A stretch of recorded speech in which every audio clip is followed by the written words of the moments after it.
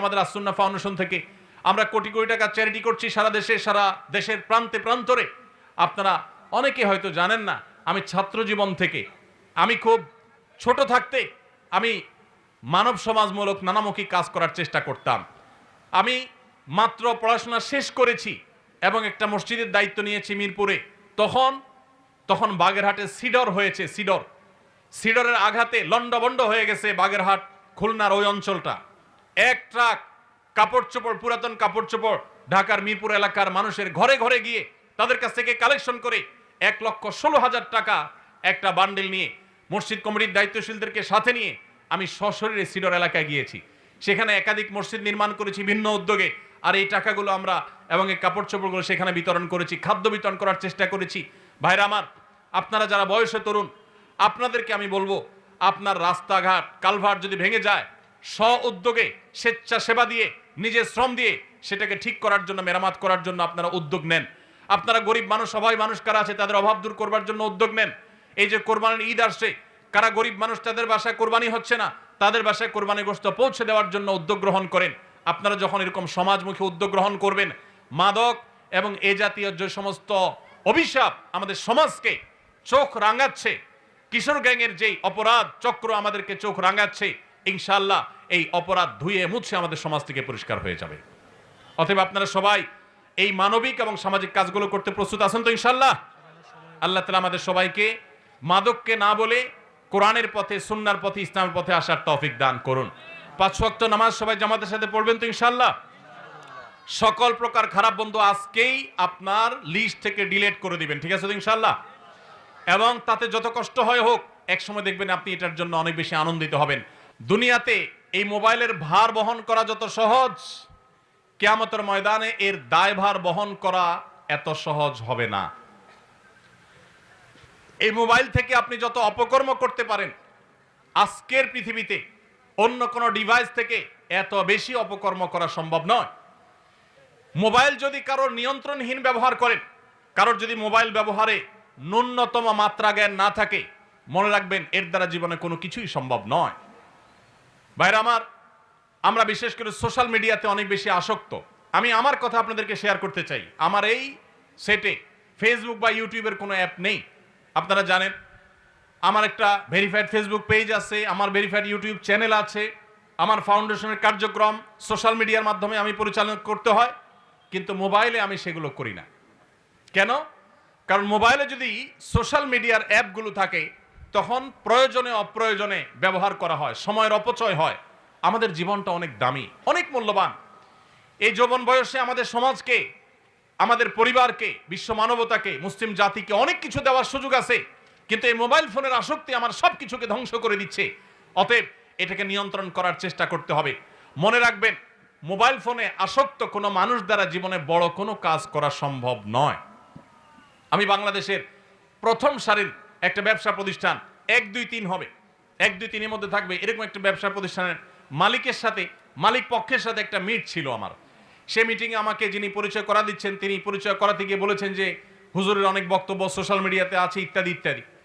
তখন ওই ভদ্রলোক তিনি বললেন যে সরি, আমি ওনাকে চিনতে পারি নাই। তো আমাকে যখন উনি চিনে নাই, স্বাভাবিকভাবে আমার কাছে একটু খারাপ লাগায় কাজ করছে। লোকটা আমাকে চিনলো না, প্রথম সারির ব্যবসায়ী, আর আমাকে চিনলো না, তার মানে তার সোশ্যাল মিডিয়াতে কোনো বিচরণ নাই।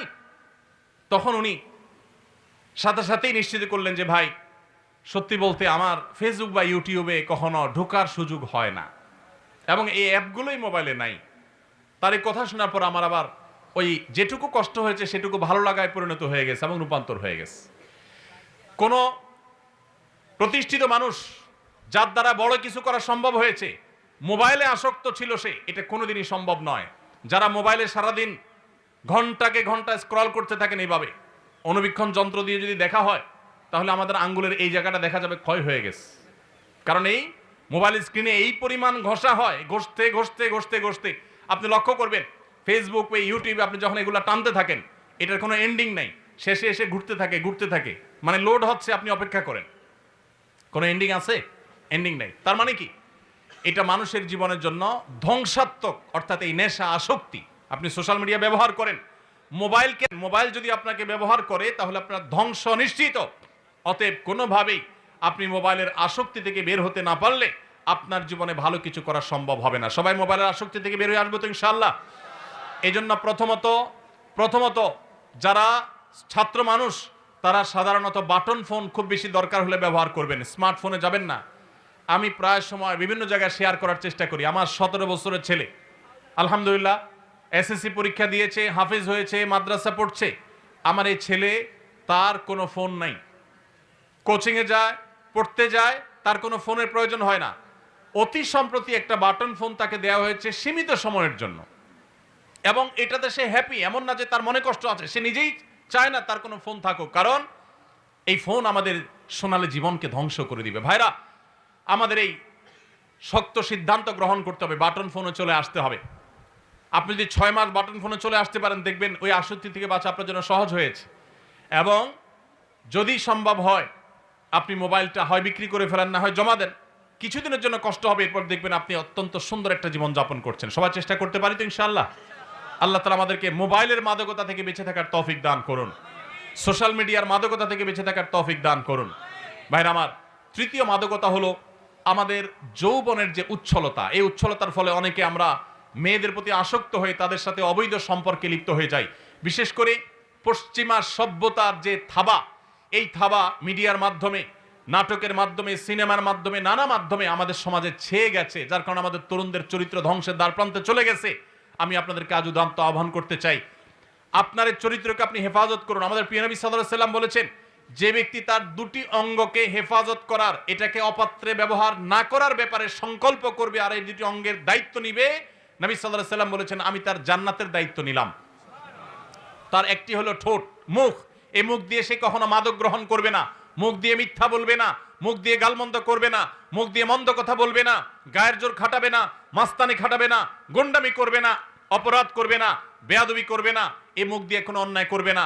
এবং সে তার লজ্জাস্থানকে যদি কন্ট্রোল করতে পারে, তার ইজ্জতকে, সম্ভ্রমকে যদি সে নিয়ন্ত্রণ করতে পারে, বৈধ বিবাহের আগ পর্যন্ত সে হারাম কোন রিলেশন, অবৈধ প্রেম, অবৈধ ভালোবাসার পথে যদি সে না পা বাড়ায়, এই ব্যক্তিকে নবী করিম সাল্লাল্লাহু আলাইহি সাল্লাম জান্নাতের গ্যারান্টি নেওয়ার কথা বলেছেন। অতএব এই মাদকতা থেকেও আমাদেরকে মুক্ত হতে হবে। এটি ছাড়া আমরা কখনো আদর্শ মুসলমান হতে পারবো না। আল্লাহ তাআলা আমাদের সবাইকে সব ধরনের মাদকতা থেকে, সব ধরনের ভয়াবহ থাবা থেকে, সব ধরনের এডিকশন থেকে, সব ধরনের আসক্তি থেকে আমাদের যুব সমাজকে বেঁচে থাকার তৌফিক দান করুন। আমরা সবাই মাদক থেকে দূরে থাকার চেষ্টা করবো তো ইনশাআল্লাহ। মনে রাখবেন, 5 ওয়াক্ত নামাজে যদি আপনি অভ্যস্ত হন, সৎ সঙ্গী যদি আপনি অবলম্বন করেন, মোবাইল ফোনের নেশা থেকে যদি আপনি বেঁচে থাকতে পারেন, তাহলে এই 3টি কাজ আপনার ক্যারিয়ারকে সুন্দর করবে, আপনার পারিবারিক বন্ধনকে মজবুত করবে, আপনার ভবিষ্যৎকে উজ্জ্বল করবে এবং আপনাকে ভালো মানুষ হতে সাহায্য করবে। আপনি আদর্শ যুবক হতে পারবেন, আপনি সফল মানুষ হতে পারবেন। মনে রাখবেন, আমার ডানে বামে যারা বসে আছেন তারা অনেকেই আপন আপন জায়গায় তাদের ক্যারিয়ারে তারা সফল মানুষ। আপনি লক্ষ্য করে দেখবেন, তাদের সাথে কথা বলে দেখেন, ছাত্র জীবনে তারা কেউ, তখন তো স্মার্টফোন আবিষ্কার হয়নি বা স্মার্টফোনের ব্যবহার ছিল না সেভাবে, তারা কেউ কিন্তু এ জাতীয় কোনো বিষয়ে আসক্ত ছিলেন না। ছাত্র জীবনে যারা এই সমস্ত বিষয়ে, আমি যে কয়েকটা মাদকের কথা বললাম, এই সমস্ত মাদকতায় যারা আসক্ত থাকেন, এদের দ্বারা জীবনে কোনো কিছুই করা সম্ভব হয় না। তাদের দুনিয়াও ধ্বংস, আখিরাতও ধ্বংস। একটা সময় আফসোস করে তখন আর ব্যাক করার, পেছনে আসার কোনো সুযোগ থাকে না। আপনি যত সফল মানুষ দেখবেন, তারা পড়াশোনা করেছেন ছাত্র জীবনে মনোযোগ দিয়ে, সামাজিক কাজ করেছেন। আপনারা যুবক, এটি একটা যুব কল্যাণ সংঘ, রেজ্জাকপুর মানব কল্যাণ যুব সংঘ, আপনাদেরকে আমি বলতে চাই, মানুষের কল্যাণে কাজ করেন।